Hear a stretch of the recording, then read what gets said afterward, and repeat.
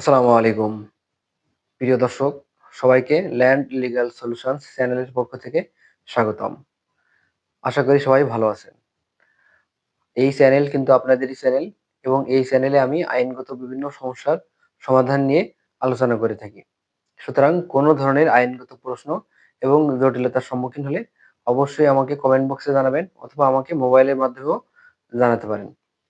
প্রিয় দর্শক, আজকে যে বিষয়টি নিয়ে আলোচনা করব সেটা আপনারা থাম্বনেইল দেখেই বুঝতে পেরেছেন। যে নামজারি ছাড়া সম্পত্তি কোনোভাবে হস্তান্তর করা যায় কিনা।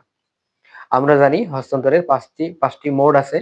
এই মাধ্যমগুলো হলো বিক্রয়, বন্ধক, লিজ, হেবা অথবা অন্য কোনো উপায়ে আমরা কিন্তু হস্তান্তর করতে পারি। প্রিয় দর্শক, আপনারা নামজারি বলতে যেটা জানেন সেটা হলো যে কোনো ব্যক্তির নামে যে সম্পত্তি রেকর্ড হয় অর্থাৎ খতিয়ানভুক্ত হয় এবং সেই খতিয়ান থেকে তার নামটা কর্তন করে কিন্তু আপনার নামেই সে নামটা নতুন করে সৃষ্টি করতে হয়। এটাকেই বলা হয় নামজারি এবং আপনি সেই হোল্ডিং তৈরি করে নতুন করে আপনার নামেই সরকারি খাজনা এবং বকেয়া যে সমস্ত বিষয়গুলো আছে এবং আপনার নামেই সেই সম্পত্তি রক্ষণাবেক্ষণ হয়। কারণ সম্পত্তি একটা এমন একটা জিনিস যেটা আসলে কেউ কখনো চিরস্থায়ীভাবে ধরে রাখতে পারে না। এটা চিরস্থায়ীভাবে রাখা সম্ভবও না। মানুষের মৃত্যুর সাথে সাথে কিন্তু মালিকানার পরিবর্তন হয় অথবা বিভিন্ন প্রয়োজনে মানুষ এই মালিকানা পরিবর্তন করে থাকে। প্রিয় দর্শক, আপনাদের একটা বিষয় মাথায় রাখতে হবে, সেটা হলো সম্পত্তি হস্তান্তর আইন 1882 এর 53 খ ধারা অনুযায়ী এটা বলা আছে যে উত্তরাধিকার ব্যতীত অন্য কোনো ভাবে সম্পত্তি হস্তান্তর করতে হলে অবশ্যই তার নামে খতিয়ান থাকতে হবে। এই একটি মাত্র কথা দ্বারাই কিন্তু আপনাদেরকে বোঝানো হয়েছে যে আপনার নামে যদি নতুন করে হোল্ডিং সৃষ্টি না হয় বা খতিয়ানভুক্ত না হয় আপনার নাম, তাহলে কিন্তু সেই সম্পত্তি আপনি কোনোভাবেই হস্তান্তর করতে পারবেন না।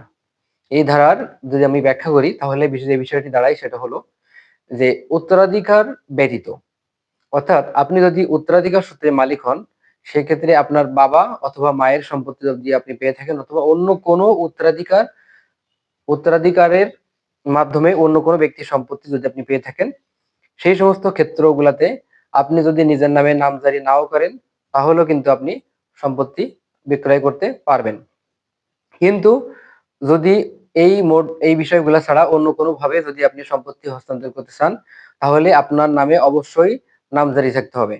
অর্থাৎ আপনার নামে নতুন হোল্ডিং খুলে সেই হোল্ডিং অনুযায়ী আপনার নামে নাম পরিবর্তন করে যেটুকু সম্পত্তি আপনার আছে সেই অনুযায়ী আপনাকে খাজনা দিতে হবে এবং তারপরে শুধুমাত্র আপনি সেই সম্পত্তি হস্তান্তর করতে পারবেন। এই হস্তান্তর হতে বিক্রয় করতে পারবেন অথবা বন্ধক দিতে পারবেন।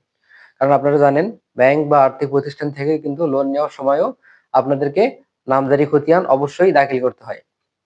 তো উত্তরাধিকার সূত্রে যদি কোনো ব্যক্তি কোনো সম্পত্তি পেয়ে থাকে, তাহলে কিন্তু সে যদি নিজের নামে নাম পরিবর্তন নাও করে তারপরেও কিন্তু সম্পত্তি বিক্রয় করে থাকে। কিন্তু সাধারণত এটা অতি উত্তম একটা বিষয় যে কোনো ব্যক্তি যদি উত্তরাধিকার সূত্রে সম্পত্তি পেয়ে থাকে এবং যে ব্যক্তি মারা গেছেন তার একের অধিক সন্তান থাকে, তাহলে সেই সমস্ত সন্তানদের কিন্তু অবশ্যই নিজেদের নামে আলাদা আলাদা করে নামপত্তন করে নেওয়া উচিত নিজের প্রাপ্য অংশ অনুযায়ী। তাহলে তাদের অংশ একটু আলাদা করে বিবেচনা করা সম্ভব হয়। যদি সম্ভব হয় তাহলে অবশ্যই তাদের নামে রেজিস্টার্ড বন্টননামা তৈরি করা উচিত। কারণ ভবিষ্যতে এই সম্পত্তি নিয়ে নানা ধরনের আইনগত জটিলতার কিন্তু সৃষ্টি হতে পারে। যদি আপনাদের নামে রেজিস্টার্ড বন্টননামা হয়ে থাকে, তাহলে কিন্তু আপনি সহজেই আপনার অংশ চিহ্নিত করতে পারবেন এবং আপনার যারা সহ শরিক আছেন তারা কিন্তু আপনার সম্পত্তিতে কোনো ধরনের অন্যায় আক্রমণ অথবা দাবি করতে পারবে না। প্রিয় দর্শক, আপনারা একটা বিষয় জানেন যে বিক্রেতার নামে যদি সরকারি জরিপ হয়ে থাকে অর্থাৎ সরকারি জরিপে যদি সেই বিক্রেতার নাম অন্তর্ভুক্ত হয়ে থাকে, তাহলে কিন্তু সেই বিক্রেতাকে নতুন করে নামজারি করার প্রয়োজন নেই। কারণ যেটুকু সম্পত্তি তার নামে সরকারি রেকর্ডভুক্ত হয়েছে অর্থাৎ এস এ খতিয়ান, আর এস খতিয়ান অথবা বর্তমান বাংলাদেশ জরিপ, বিএস খতিয়ান অথবা বিআরএস খতিয়ান যেটাই বলি, এই খতিয়ানভুক্ত হলে কিন্তু আপনি আপনার নামে নতুন করে নামজারি করার কোনো প্রয়োজনীয়তা নেই। সেক্ষেত্রে কিন্তু আপনার নামে যে রেকর্ড হয়েছে এই রেকর্ড অনুযায়ী আপনি খাজনা দিতে পারবেন এবং আপনার নামে পৃথক হোল্ডিং খুলে অর্থাৎ নামজারি করার প্রয়োজনীয়তা না থাকার কারণে আপনি এই সরকারি যে রেকর্ড আপনার নামে হয়েছে এই রেকর্ড দিয়ে কিন্তু আপনি সম্পত্তি বিক্রয়, বন্ধক, লিজ এবাদত অথবা ইজারা অথবা অন্য কোনো ভাবে আপনি সম্পত্তি হস্তান্তর করতে পারবেন। প্রিয় দর্শক, আরেকটা বিষয় গুরুত্বপূর্ণ, সেটা হলো যে ভাই বোনদের ক্ষেত্রে যদি আপনারা নিজেদের নামে নামপত্র না করেন, পৃথক অংশ বন্টন করে, তাহলে কিন্তু ভবিষ্যতে আপনাদের ভিতরে কিন্তু মারামারি, হানাহানি, কাটাকাটি তৈরি হতে পারে। সুতরাং এটাও খেয়াল রাখবেন।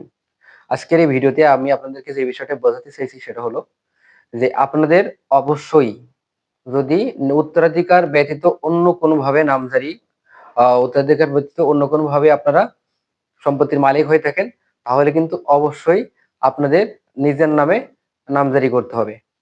তাই ছাড়া কিন্তু আপনি অন্য কোনো উপায়ে এই সম্পত্তি বিক্রয় অথবা হস্তান্তর করতে পারবেন না। সুতরাং এগুলা দেখে কনফিউজড হওয়ার কোনো কারণ নেই যে নামজারি ছাড়াই আপনি সম্পত্তি হস্তান্তর করতে